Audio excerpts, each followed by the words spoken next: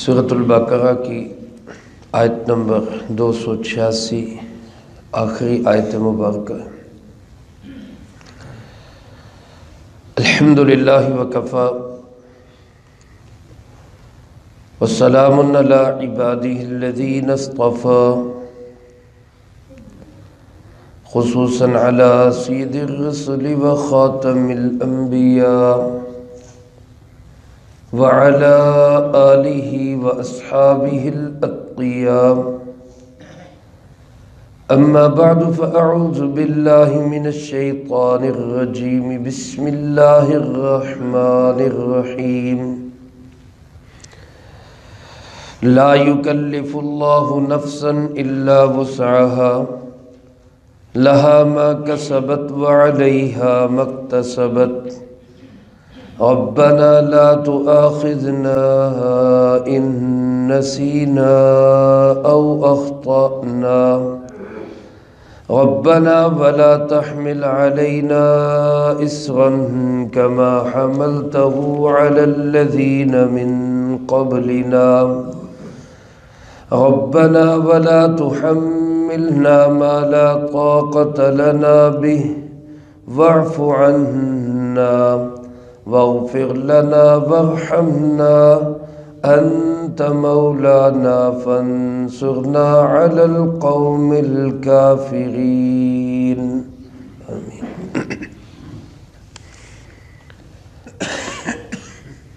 لا يكلف الله نفسا الا وسعها، اللہ رب العالمین مکلف نہیں بناتے کسی نفس کو مگر اس کی طاقت کے مطابق۔ لہا ما کسبت وعلیہا ما اکتسبت، اس انسان کے لیے وہی ہے جو اس نے کمایا اور اس کا وبال بھی وہی پڑے گا جو اس نے برا کمایا۔ ربنا لا تؤاخذنا ان نسینا او اخطأنا، اے ہمارے پروردگار ہماری پکڑ نہ کرنا اگر ہم بھول جائیں یا ہم سے غلطی ہو جائے۔ ربنا ولا تحمل علینا اسرا، اے ہمارے پروردگار ہم پہ ایسا بوجھ نہ ڈال، کما حملتہ علی الذین من قبلنا، جیسا بوجھ ڈالا تو نے ان لوگوں پر جو ہم سے پہلے گزرے۔ ربنا ولا تحملنا، اے ہمارے پروردگار ہم سے مت اٹھوا ما لا طاقت لنا بھی، وہ جس کی ہمارے اندر طاقت نہیں ہے۔ واعف عنا، اور ہم سے درگزر کر دے۔ واغفر لنا، اور ہمارے گناہوں کو بخش دے۔ وارحمنا، اور ہم پہ رحم کر دے۔ انت مولانا، تو ہی ہمارا مولا ہے۔ فانصرنا علی القوم الکافرین، سو کافروں کے خلاف ہماری مدد فرما، آمین۔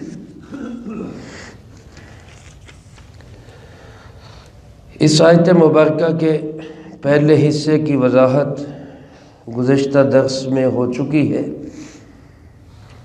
خلاصہ اس کا یہ ہے کہ اللہ رب العالمین نے اس صورت مبارکہ میں بہت سارے مسائل اور بہت سارے شرعی احکامات کو بیان فرمایا، عقائد کے متعلقہ، معاملات کے متعلقہ، معاشرت کے متعلقہ، اسی طرح اخلاقیات اور سیاسیات کے متعلقہ، یعنی ایک صورت مبارکہ پورا ایک دستور العمل ہے، ایک پورا نظام حیات ہے۔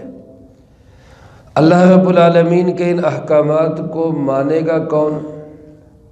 ان احکامات پہ عمل پیرا کون ہوگا؟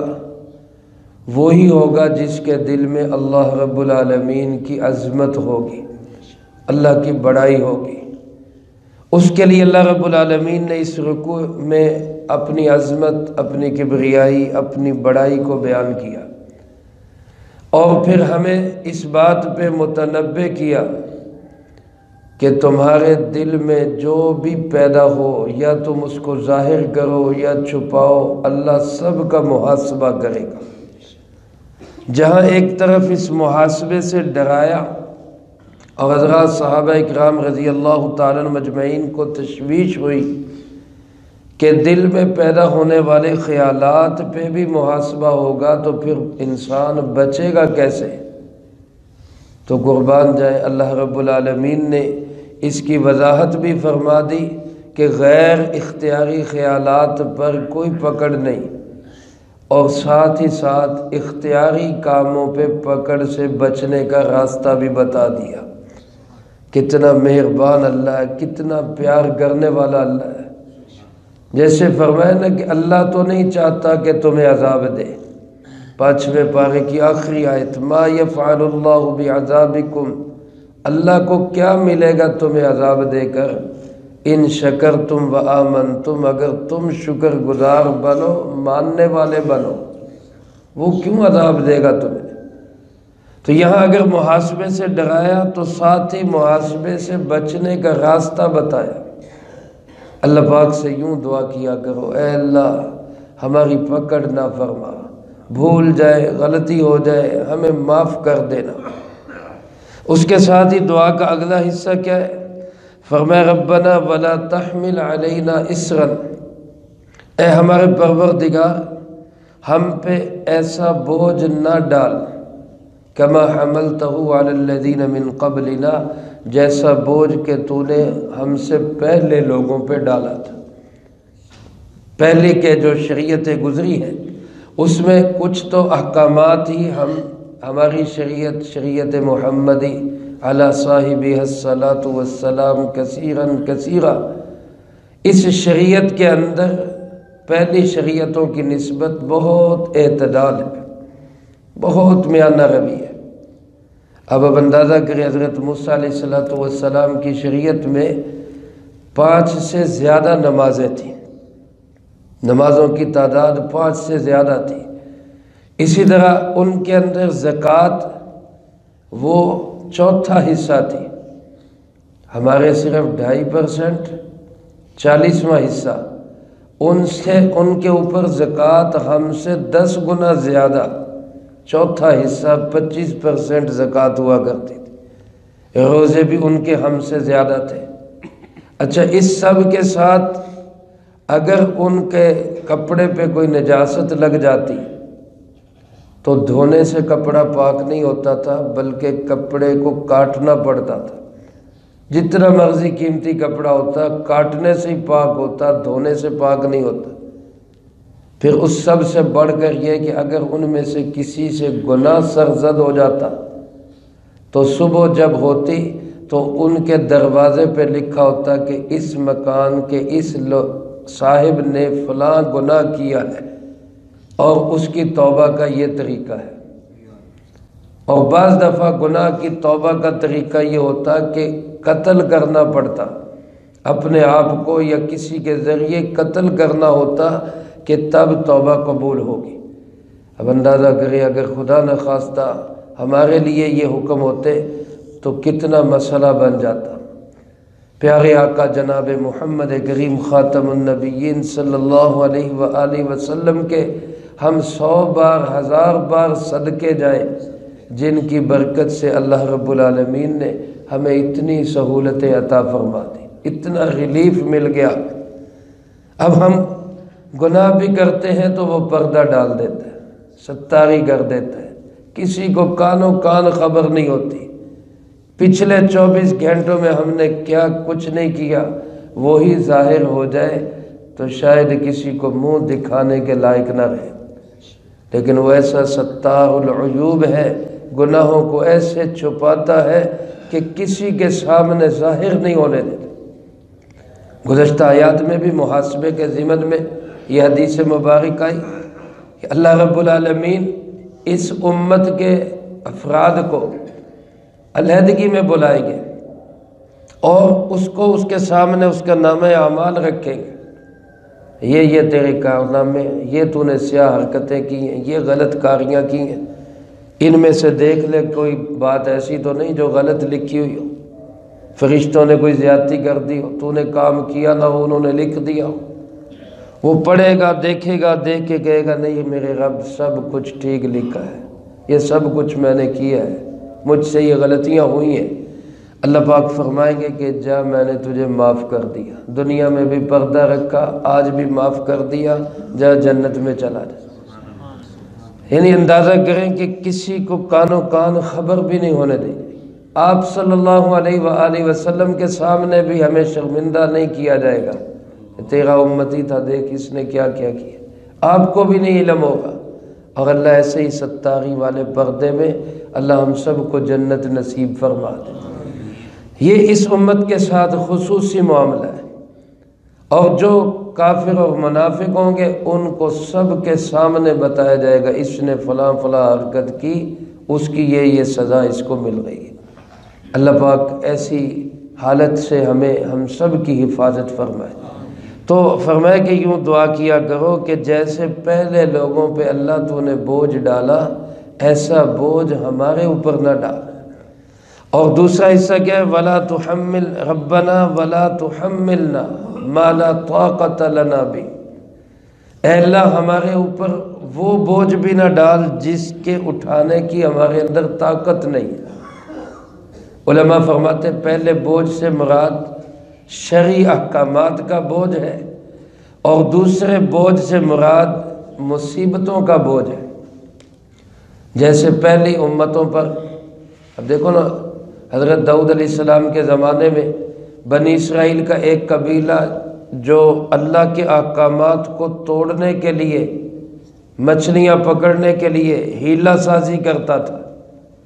وہ رات کو سوئے ہیں تو صبح جب اٹھے، رات کو سوئے تو انسانی شکل میں تھے، صبح اٹھے تو بندروں اور خنزیروں میں بدل گئے تھے۔ کیسا عجیب معاملہ ہوا ان کے ساتھ۔ تو دعا ہمیں سکھائی گئی کہ اللہ ہمارے لیے ایسا کوئی مسئلہ پیدا نہ کرنا۔ آج اللہ کا شکر ہے، اللہ کا فضل ہے، جناب محمد کریم صلی اللہ علیہ وسلم کی یہ رحمت ہے کہ آپ کی امت کے لوگوں کا یہ سلوک، یہ حشر نہیں کیا جاتا۔ میرے محترم دوستو، اسی طرح کسی قوم پر سیلاب آیا، پوری قوم غرق ہو گئی۔ کسی قوم کے اوپر عذاب ہوا کا آیا، پوری قوم کو اللہ نے تباہ کر دیا۔ کہیں عذاب آیا، چیخ ماری فرشتے نے، سب کے کلیجے پھٹ گئے۔ کہیں جو ہے وہ پتھروں کی بارش برسی، نام لکھا ہوا کس کو جا کے پتھر لگنا ہے، اس کو جا کے پتھر لگ رہے۔ یہ سارے واقعات قرآن کریم نے بیان فرمائے۔ تو اللہ پاک سے اس دعا میں ہم یہ درخواست کرتے ہیں، اللہ ہمارے اوپر کوئی ایسا آسمانی آفت نہ ڈالنا کہ جس کی ہمارے اندر طاقت نہیں ہے۔ یعنی یہ بھی اللہ سے مانگا کرو کچھ شرعی احکامات بھی ہم پہ سخت لاگو نہ ہوں، اور اسی طرح یہ کوئی آسمانی آفت بھی ہمارے اوپر نہ آئے۔ اور پھر فرمایا یوں دعا کیا کرو، واعف عنا، اللہ ہمیں معاف کر دے، ہم سے درگزر کر دے۔ اور فرمایا یوں کہا کرو، واغفر لنا، اللہ ہمارے گناہوں کو ڈھانپ دے، بخش دے۔ علماء نے لکھا ہے غفران کا لفظی معنی ہوتا ہے کسی چیز کو ڈھک دینا، ڈھانپ دینا۔ تو واغفر لنا یا استغفر اللہ، اس کا معنی یہ ہوگا اللہ ہمارے گناہوں کو ستاری والی چادر میں ڈھانپ دے، کسی کو پتہ ہی نہ چلے کہ ہم نے کیا کیا حرکتیں کی، بخش دے ہمارے گناہوں کو۔ اور تیسرا فرمایا یوں کہا کرو، ورحمنا، اللہ ہم پہ رحم فرما دے، ہم کسی قابل نہیں، کسی کھاتے کے نہیں، ہمارے نماز، ہمارے عقائد، ہمارے معاملات، ہمارے اعمال وہ اس لائق بھی نہیں کہ تیرے سامنے پیش کیے جا سکے۔ اللہ تو اپنی رحمت سے ہمارے اعمال کو قبول فرما دے، ہماری سیئات سے درگزر کر دے۔ اور آخر میں فرمایا یوں کہا کرو، انت مولانا، اے اللہ تو ہی ہمارا مولا ہے، تو ہی ہمارا مولا ہے۔ صاحب قاموس نے لکھا ہے مولا کے 25 سے زیادہ معنی ہیں، مولا کے لفظ کے 25 سے زیادہ معنی۔ اللہ رب العالمین کے لیے جب یہ لفظ استعمال ہوتا ہے تو یہ اللہ پاک کے لیے کارساز، کرتا دھرتا، مشکل کشا، حاجت روا، بگڑی بنانے والا، مسئلے حل کرنے والا، یہ سارے معنی اس مولا کے لفظ میں آئیں گے۔ اس معنی میں ہمارا مولا صرف کون ہے؟ اللہ۔ ہمارا ایمان اور عقیدہ ہے مشکل کشا بھی صرف کون ہے؟ اللہ۔ حاجت روا بھی صرف کون ہے؟ اللہ ہے۔ ہماری بگڑی بنانے والا بھی صرف کون؟ اللہ۔ ہمارے تمام مسئلوں کا حل بھی کس کے ہاتھ میں ہے؟ اللہ کے ہاتھ۔ اللہ سے سب کچھ ہونے کا یقین اور اللہ کے بغیر کسی سے کچھ نہ ہونے کا یقین، یہ مولا کا معنی ہے سارا۔ لیکن جب مولا دوست کے معنی میں استعمال ہوگا، آقا یا سردار کے معنی میں استعمال ہوگا، تو پھر مولا کا لفظ بندوں کے لیے بھی استعمال ہو سکتا ہے۔ جیسے ہم علماء کو کہہ دیتے ہیں مولانا، ہمارا مولا، یہاں مولا کا معنی ہمارا سردار، ہمارا آقا، ہمارا بڑا۔ یا اسی طرح دوست ہے، دوست کو بھی کہہ سکتے ہیں، محبوب کو بھی کہہ سکتے ہیں۔ آپ صلی اللہ علیہ وآلہ وسلم نے حضرت سیدنا علی کرم اللہ وجہہ کے متعلق فرمایا، من کنت مولاہ فعلی مولاہ، جس کا میں محبوب ہوں علی بھی اس کا محبوب ہے۔ یعنی جس کو مجھ سے محبت ہے وہ علی سے بھی محبت کرے۔ ہم اہل سنت والجماعت الحمدللہ حضرت علی سے بھی محبت کرتے ہیں، حضرت ابو بکر سے بھی محبت کرتے ہیں، صحابہ بھی ہمارے ہیں، اہل بیت بھی ہمارے ہیں علیہم الصلاۃ والسلام۔ اور جو صحابہ کو لے اور اہل بیت کو چھوڑ دے وہ خارجی ہے، ہمارا اس سے کوئی تعلق نہیں۔ اور جو اہل بیت کو لے اور صحابہ کو چھوڑ دے وہ رافضی ہے، اس سے بھی ہمارا کوئی تعلق نہیں۔ ہم اہل سنت والجماعت حضرات صحابہ کرام سے بھی اتنا ہی پیار کرتے ہیں جتنا کہ اہل بیت عظام سلام اللہ علیہم سے ہم پیار کرتے ہیں۔ حضرت علی کرم اللہ وجہہ کو مولا جناب محمد کریم صلی اللہ علیہ وسلم نے فرمایا، اس لیے اگر کوئی مولا علی کہتا ہے تو بالکل ٹھیک کہتا ہے، وہ ہمارے مولا ہے۔ تو مولا دوست کے معنی میں، آقا اور سردار کے معنی میں بندوں کے لیے بھی یہ لفظ استعمال ہو سکتا ہے، لیکن جب اللہ کے لیے استعمال ہوگا تو پھر معنی صرف یہ ہوگا کہ کرتا دھرتا، مشکل کشا، حاجت روا، بگڑی بنانے والا، کام بنانے والا۔ ہمارا عقیدہ ہے کہ یہ سب کرنے والا کون؟ اللہ رب العالمین۔ انت مولانا فانصرنا علی القوم الکافرین، اے اللہ کافروں کے خلاف ہماری مدد فرما۔ یہ دعا جب مکمل ہو تو حضرت معاذ رضی اللہ تعالیٰ عنہ ان آیات کے مکمل ہونے پہ کہا کرتے تھے آمین۔ ہمیں بھی کہنا چاہیے ان دعاؤں کے مکمل ہونے پہ آمین۔ آمین ایک مستقل دعا ہے اور اس کا معنی یہ ہے کہ یا اللہ ایسا ہی ہو، یا اللہ اس کو قبول فرما لے۔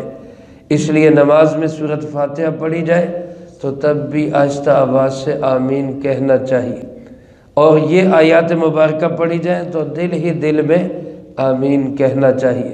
اللہ پاک ان دعاؤں کو ہم سب کے حق میں قبول فرمائے۔